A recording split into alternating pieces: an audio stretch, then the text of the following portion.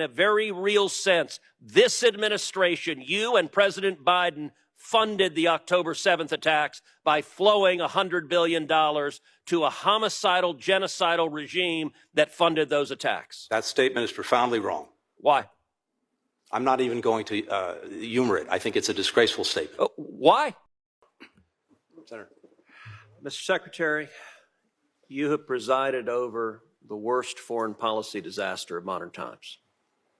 When Joe Biden became president, he inherited peace and prosperity in the world. We now have two simultaneous wars waging, the worst war in Europe since World War II and the worst war in the Middle East in 50 years. Both, I believe, were caused by this administration's consistent weakness.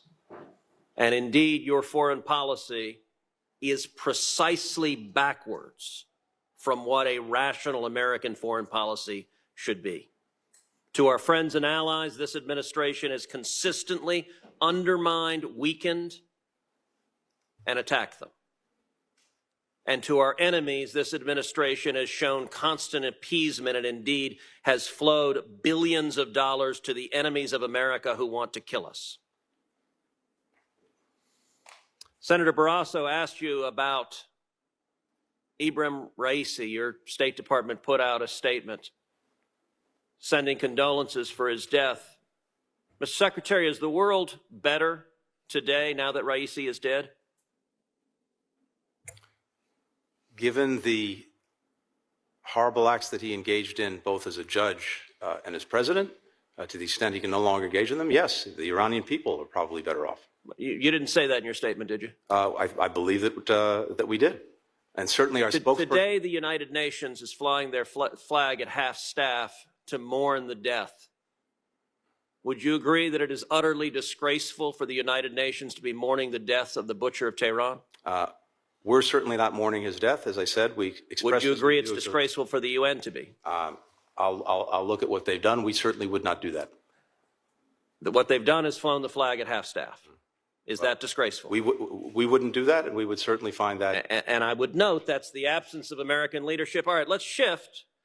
The Washington Post on May 11th wrote an article. I'm going to read the opening paragraph. The Biden administration, working urgently to stave off a full-scale Israeli invasion of Rafah, is offering Israel valuable assistance in an effort to persuade it to hold back, including sensitive intelligence to help the Israeli military pinpoint the location of Hamas leaders and find the group's hidden tunnels, according to 4 people familiar with the U.S. offers.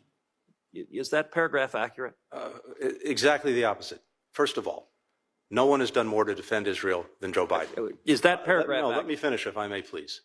He was there right after. I'm not interested in a campaign speech. I have limited time. Is the paragraph in the Washington Post accurate?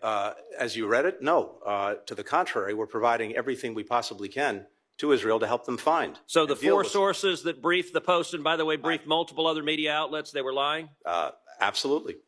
So, all right, so that, did the administration offer to provide the locations of senior Hamas leaders to Israel if they didn't invade Rafah? That's, again, totally misleading and wrong. Here's what we've said, and here's what we're doing.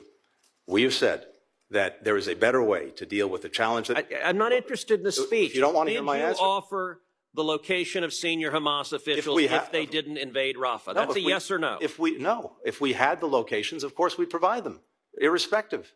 So this statement, you're saying the Post got it totally wrong, it is utterly false, and anyone who said to the contrary was lying and perjuring themselves if they were under oath. That statement is incorrect. We have done, we'll continue to do everything we can to, if we can do it, develop the information and share the information. I wish we had it. Does the administration have intelligence on the locations of Hamas officials that you have not shared with Israel? No. Does the administration have the locations of Hamas terror tunnels that you have not shared with Israel? No. Okay, so then your position is that this story is an utter and complete lie. As you've read it to me, Senator, it's not. It is not accurate. And we're not interested in playing word games. I've asked you very directly. I have so not. You're saying there's not a single Hamas leader that you know about that you or the administration has offered will tell you where they are if you don't invade Rafah. That is correct. What have you offered them not to invade Rafah? We've offered them nothing not to invade Rafah except a plan to deal more effectively with Rafah. Okay, so your testimony under oath is you've offered them nothing not to invade Rafah. I find that very hard to believe, but I just want to understand what your testimony is. I'll be very clear. We have told them, we've been engaged in a long conversation with them about the most effective way to deal with the problem we agree must be dealt with. They are quite aware you disagree with their plan to kill the Hamas terrorists, because you and the president have vocally said it. And to be clear, your State Department on the morning of October 7th sent out a tweet telling Israel not to engage in military retaliation. I called you out at 3 in the morning and you deleted that tweet. The next day, you personally on October 8th sent a tweet saying you'd spoken with the Turkish foreign minister and Israel should not retaliate. From the very beginning, the Biden administration has consistently at every stage told Israel, and by the way, when I called your tweet out, you deleted it again. At every stage, you have been telling Israel, do not kill the terrorist, and that has been from day one. Senator, I was in Israel 5 days after October 7th. I've been there 7 times since. No one, starting with President Biden, has done more to make sure they have what they need to defend themselves from Hamas, to deal with the threat that Hamas poses. With all due respect, that is ludicrous. Wrong. That is ludicrous. Why have you cut off weapons to Israel then? We have not cut off weapons to Israel. In fact, as you know well, starting many years ago, President Biden was at the heart of the MOU that led to Israel having a 10-year guaranteed supply of assistance. When you became Secretary of State, how much oil was Iran selling a day? I'll have to come back to you on any numbers. I don't have the numbers. You don't know. It doesn't surprise me you don't know. It was about 300,000. How much oil is Iran selling today? We've applied sanctions against more than 200 entities that are engaged in petrochemicals. How much oil? You can tell me. I'm sure. Don't filibuster. You know. I'm not filibustering. How much oil are they selling today? Do you know? You tell me. Apparently you don't know. So you don't know how much they were selling. It was 300,000. Today they're selling about 2 million barrels a day. Let me ask you. And given the sanctions, given the export controls, given the other controls we put on, the cost of doing that, the evasion that they have to engage in, which we're trying to cut off. They've made about $80 billion. Let me ask you another question. I'm running out of time, so I'm not interested in speeches. Let me ask you this. How many Ghost Fleet ships did Iran have in November 2020? We have sanctioned more than 200 of those. It's a question. I'm not. How many did they have? The total number, I can't tell you what it had in 2021. I'll come back to you with that, but we have... the number was about 70. Yeah, how many did they have today? We blocked about 50 of them. Okay, let's see how effective you are. How many do they have today? As I said, we blocked about 50. How many do they have today? You tell me, I'm sure you... They have about over 400. Look, this administration desperately wants a new Iran deal. You have been showering cash on Iran from day one. And understand, the $6 billion you were asked about is the tip of the iceberg.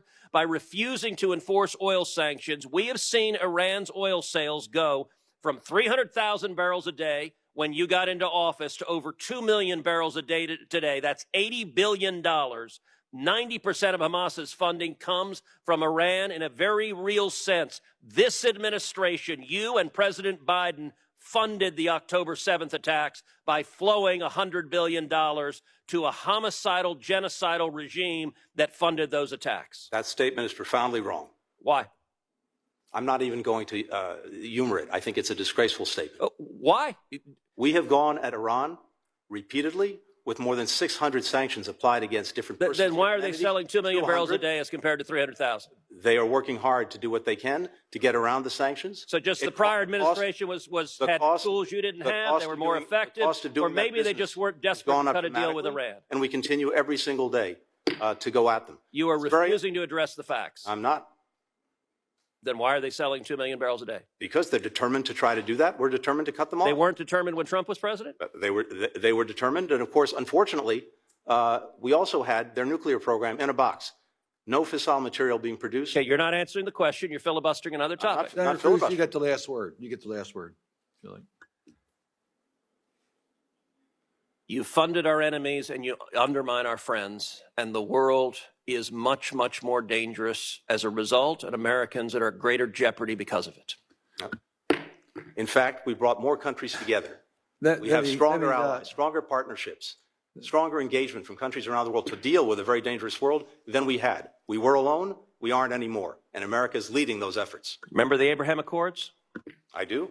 Let me just break you two apart for a second, if I might.